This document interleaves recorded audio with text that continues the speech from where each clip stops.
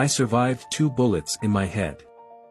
I am Tupac, a politically engaged rapper and American actor. Born on June 16, 1971 in New York, my life was marked by struggle and incarceration from a young age. My mother was a member of the Black Panthers, an Afro-American revolutionary movement.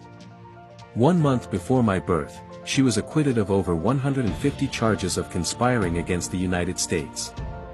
My stepfather, on the other hand, was on the FBI's list of the 10 most wanted fugitives for aiding his sister's escape from prison. He was arrested in 1986 and imprisoned for the robbery of a Brinks truck.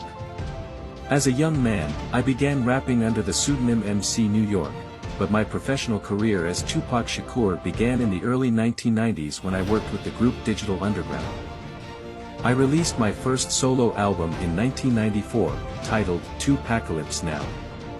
I also acted in films such as Juice and Poetic Justice. My career was marked by controversies and conflicts with the police, justice, and other rappers. In 1994, I was shot twice in the head and survived. In 1995, I was sentenced to 4.5 years in prison for sexual assault. During my incarceration, I enjoyed reading books such as The Prince by Machiavelli and The Art of War by Sun Tzu, which greatly inspired me. I was released on bail thanks to the help of producer Suge Knight, who signed me to his label Death Row. Upon my release, I returned to the studio and began recording my album, All Eyes on Me. This album became the best-selling of my career, with over 9 million copies sold in the United States. I then participated in the West Coast/East Coast rivalry, particularly in songs like Hit 'Em Up. On September 7, 1996, I was shot in a drive-by shooting in Las Vegas after attending a boxing match featuring Mike Tyson.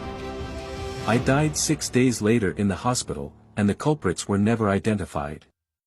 I am proud of my musical legacy and my social message. I fought for justice, freedom, and equality for African Americans. I am considered a rap legend and a cultural icon. I was the first solo rapper inducted into the Rock and Roll Hall of Fame.